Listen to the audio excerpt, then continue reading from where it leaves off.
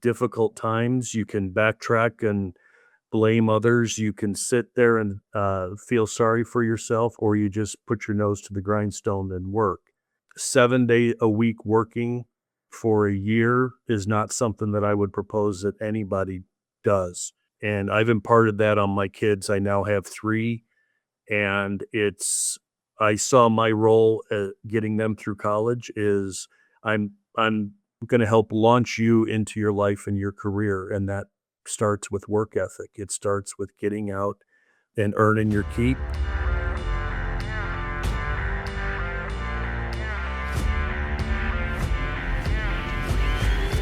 Hey everybody, welcome to the Going Beyond the Deal podcast. I'm your host, J. Michael Fischer Jr. Most people think success comes from saying yes. Yes to the opportunity, yes to the next project, yes to more responsibility, yes to being available all the time. But eventually, every yes starts costing you something, whether it be your energy, your health, your relationships, your clarity, and sometimes even your identity. And I think a lot of high performers quietly fall into that trap. They become addicted to being useful, the reliable one, the dependable one, the one everybody calls, until one day they realize they built a life where everyone has access to them, except themselves. Today's conversation is about that tension, the tension between ambition and alignment, between growth and burnout, and between building a successful business and accidentally building a life that no longer feels like your own.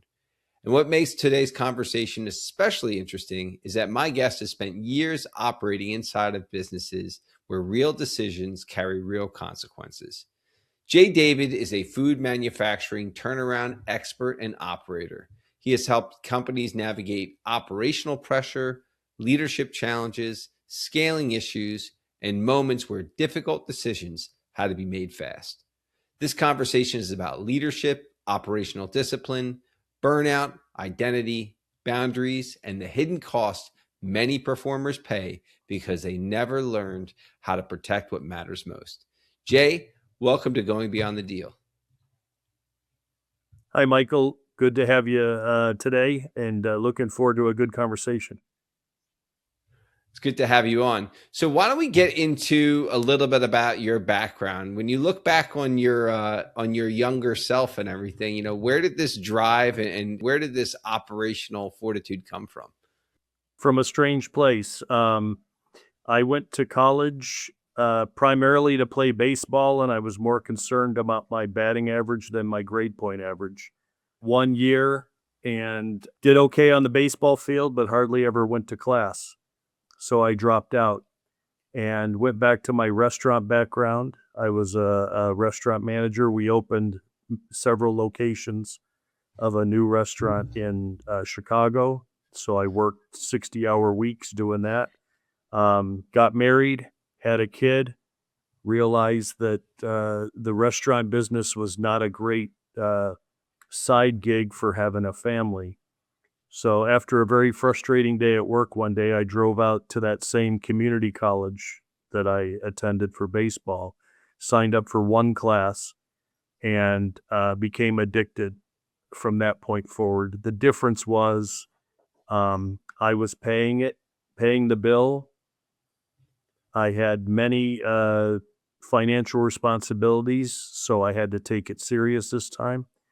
And from that point forward, I never took a class where I didn't ace it, usually in the 95 percentile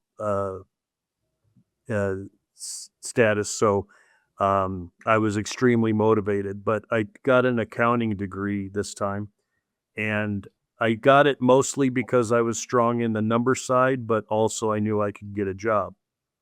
And my first job was with a candy company in Chicago. Just answered an ad in the newspaper, old school, and went and interviewed with them. I was the youngest of their cost accounting staff. They had 5 factories, most in Chicago, another one in Oklahoma. So I became a strong disciple of cost accounting methodologies, generally accepted accounting principle, valuations of inventory, absorption, allocations, and everything. But even then, I spent most of my time on the production floor looking for productivity. Got it. So can we just Later, step back real quick? Because I yeah. mean, we're jumping pretty far ahead here. I got to ask you though. You go back to community college with a wife with children at the time, or no? Yeah, one. One child. So were you working at the restaurant nights and weekend? Like how did you manage to do both and still provide for the family? I did. I stayed with the restaurant for a while I was taking some courses at the community college. When I wanted to finish the degree, I had to go to a 4-year school, which was in the same town we lived, Aurora University. Um, and left the restaurant at that time, and they were opening up a brand new riverboat casino in Aurora, Hollywood Casino, and I got a job there as a bartender. So that allowed me to work evenings. It allowed me the freedom that I needed. My wife was also a full-time nursing student at the same time. So we worked our schedule out together. My mom and dad helped watch my son at the time. I worked evenings and usually took my textbooks to the bar with me. I was working a service bar at the High Roller restaurant in the pavilion, so I wasn't on the boats. Um, so I finished my degree there in accounting, and my wife needed another year to finish her degree. Hmm. So I took the job at Farley Foods in Chicago, Monday through Friday. I kept the bartending gig Friday, Saturday, and Sunday. Hmm. So for a year, I worked doubles on Fridays, closing the bar at 2 a.m. Saturdays, I worked normal shift, and then Sunday, I worked. So I did that for a year. And believe it or not, I actually made more money as a bartender than I did as an accountant. So it was a challenging time of our life. And so when we hear other people's stories about how they might have had a difficult beginning, I don't like to tell our story, but I can kind of quietly tell myself, been there, done that. So, Yeah. So what do you think that helped shape in you for the future?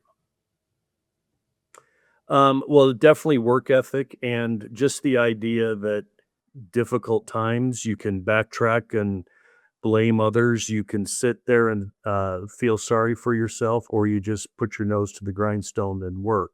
7 day a week working for a year is not something that I would propose that anybody does. And I've imparted that on my kids. I now have three, and I saw my role getting them through college is I'm going to help launch you into your life and your career, and that starts with work ethic. It starts with getting out and earning your keep. I'm going to help you get your degree, and beyond that, you're on your own. And your success or failure, I've equipped you with everything you need at that point, including both my wife and I providing a solid example of work ethic. I love that. I love that. So take me into, you worked at the candy company, you know, you were mostly, you started to really find a passion in creating efficiencies. So take me through like kind of how we eventually got to the point now where you are working with companies to kind of help them from on a turnaround basis. So the typical job of a cost accountant is to close the books monthly and to value the inventory. I was assigned one of our 4 factories in Chicago. I owned that one, worked with them on productivity and how to improve the bottom line of that factory. So I spent all my time really outside of my office. The other cost accountants stayed in there and worked on spreadsheets and other things. I spent my time with plant managers and helped them make decisions that had a foundation of real numbers behind it. Yeah. And actually used Excel and built a three-dimensional working model of the factory floor where I could adjust scrap rates, I could adjust throughput, I could adjust staffing by Hmm. adding an X here or moving an X here. And we could do a big what if scenario on if we do this, how is it going to impact the cost of the product? So we'd get in a conference room and put that up on the board and go through that. So after a while, I saw the need. I wanted to get away from being the scorekeeper, which is what a lot of people believe accountants are, Hmm. and I wanted to be in the game. Got it. So we were acquired by Texas Pacific Group and became part of a much larger organization called Favorite Brands. We went from about a $200 million a year company to about 850 million overnight with the acquisitions that they did. And I found myself 2 years out of school, and I was the only remaining cost accountant in the entire organization. Hmm. So 2 years out, I was the cost accounting controller for an $850 million business, 4 ERP systems, and about 10 plants. And I had a lot of things I had to figure out, translating different assumptions system to system. I hired some good people. I handed off those responsibilities to some other finance folks, and I migrated over into operations and began working for the head of operations at that time. And that deal came together too aggressively. Too much debt was put on the balance sheet. They were buying companies that were not for sale. They wanted to get from zero to $1 billion overnight. So Hmm. overpayment drove us into cash flow difficulties and everything else. So my first big initiative on the operations side was to take the lead, working with the CEO at the time to close factories. All those Hmm. acquisitions came together. There was no consolidation focus. It was get to $1 billion ASAP. So that didn't translate into closing down capacity or cutting out unprofitable lines.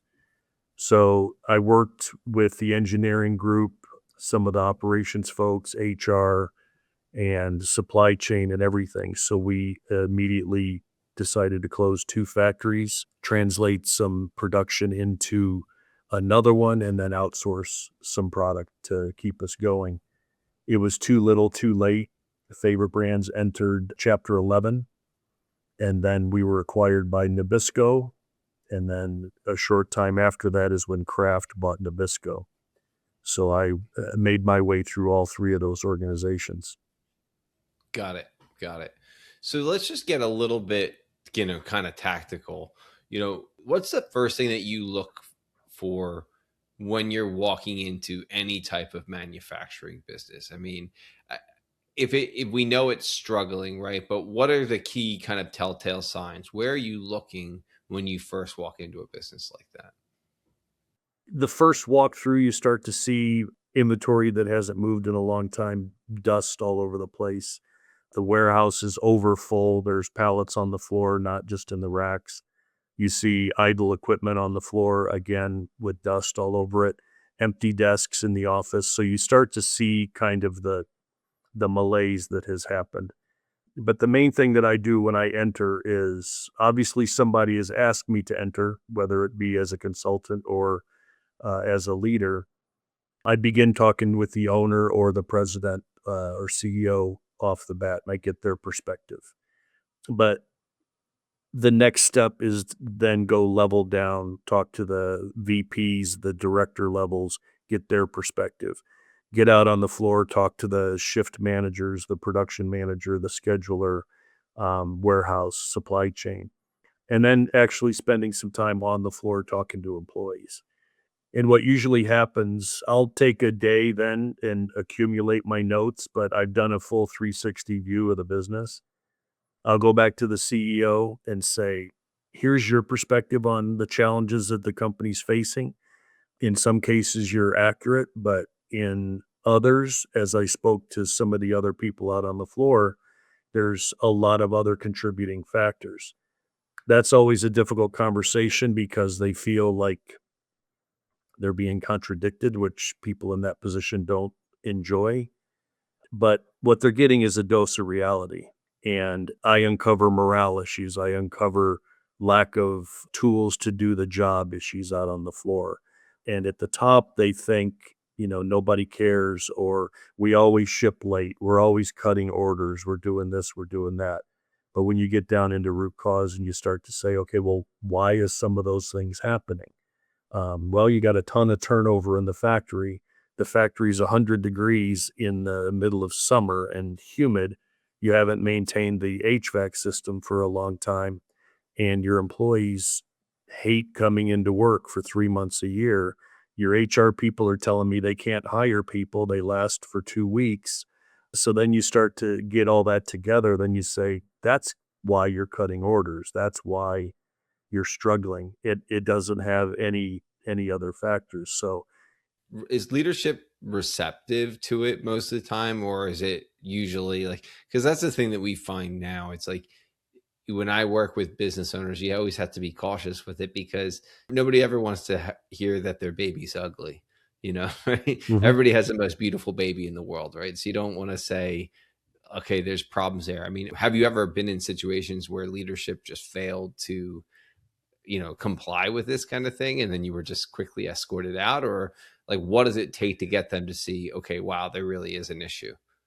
Never been quickly escorted out, but I tell them up front, I'm not here to make friends. I'm not here to affirm what your thoughts are on your business. I'm here to give you a candid view of what's going on. And if you brought me in, you're definitely looking for assistance. You're looking for help. So some of what I say is not going to be received very well. But what I end up doing at that point is I give them the tough medicine. In some cases, they acknowledge, yeah, last time I was out on the plant floor, it was hotter than blazes. And, so you start to walk them down that path, and you say, of the 5 things you mentioned as the biggest challenges, I think 2 of them fully agree on.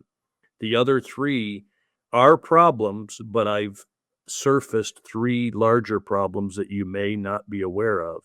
And I'm also gonna tell you confidentially that your team is afraid to bring these up in some cases. And I would never do it by saying, "So and so told me this," but it's, in the aggregate, there's a difficulty in communicating upward as far as translating bad news. So the output of that usually is, let's figure out what the big 5 issues are that we're going to tackle, get alignment from the CEO, get alignment from the next level of management on down.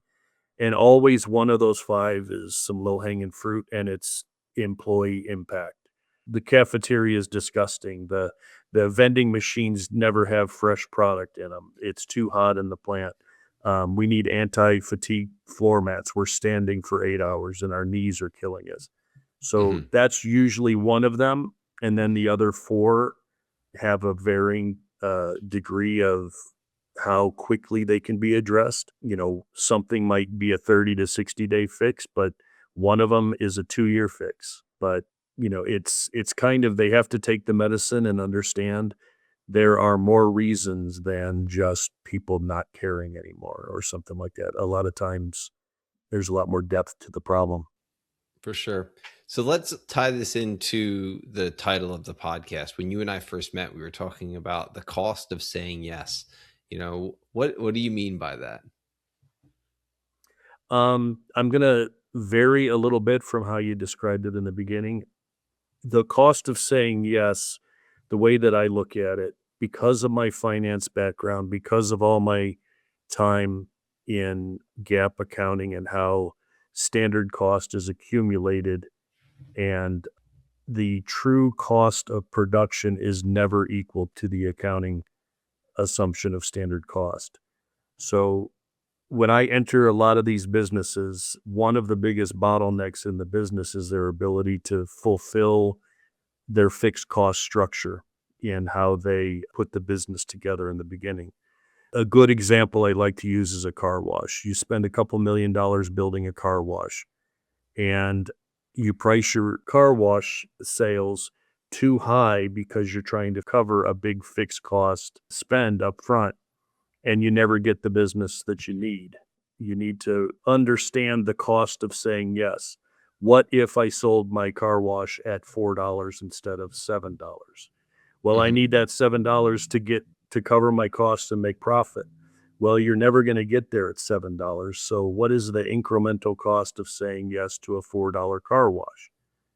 It's a little bit of water that gets reused, not much cost there. The electricity's running anyway. The blowers never turn off.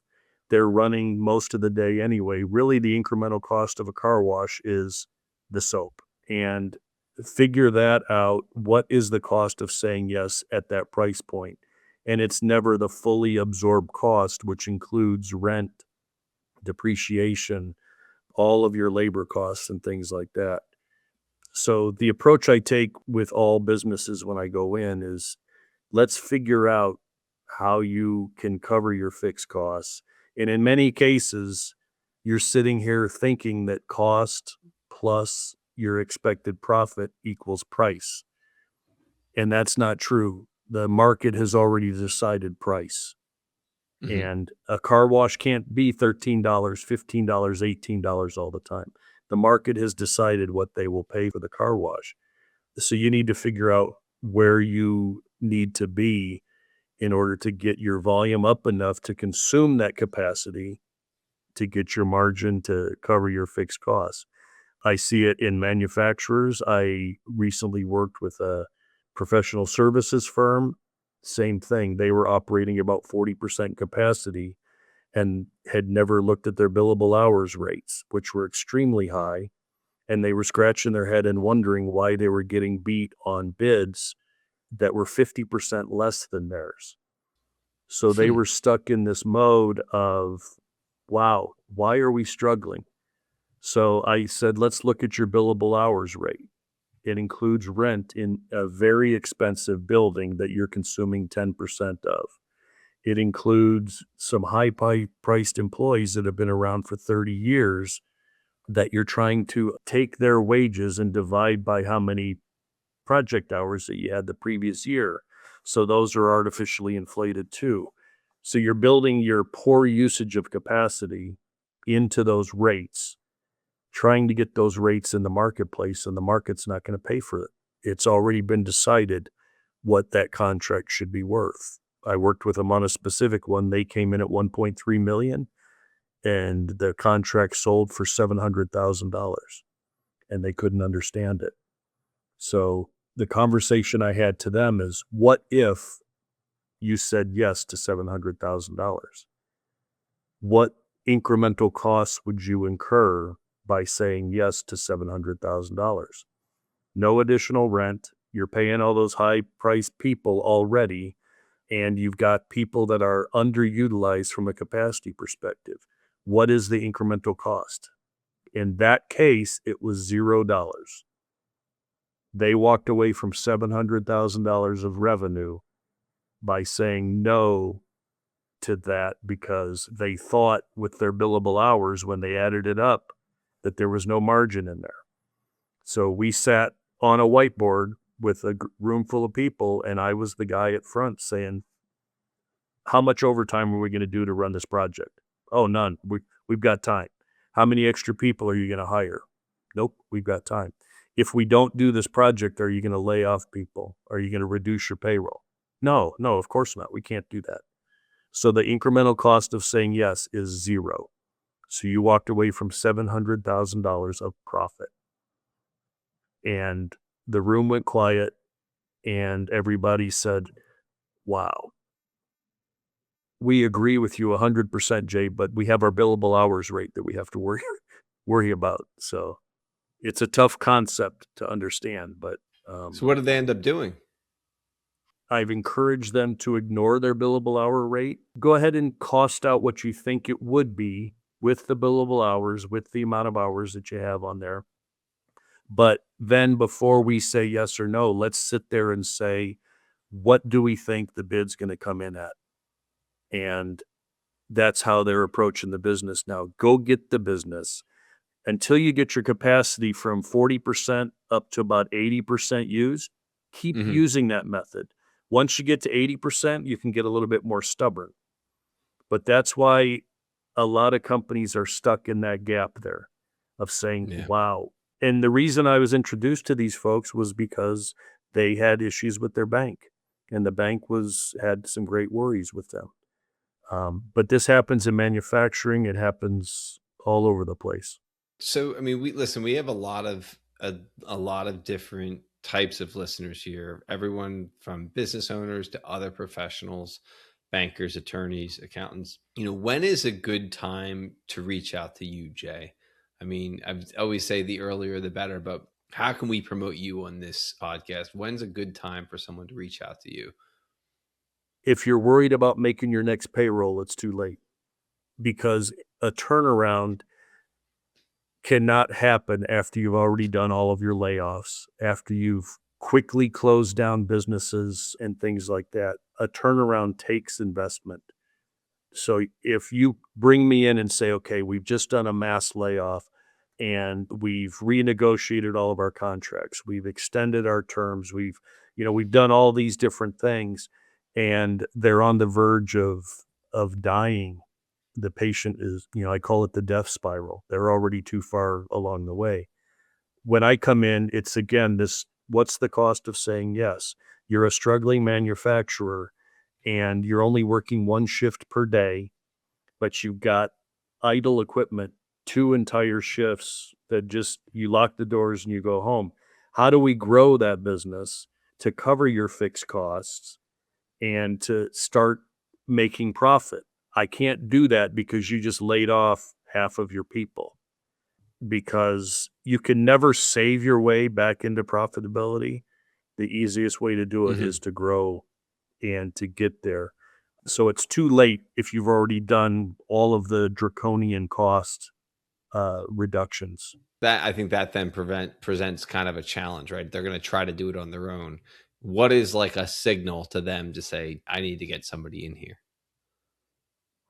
If the same old things aren't working, if the entire conversation is about reducing cost, that is the beginning of the death spiral, is that you're solely focused on cost. You're going back to your vendors, you're beating them up. You might have a vendor you've been working with for 15 years and you sever that relationship because you can get a penny cheaper at somebody else.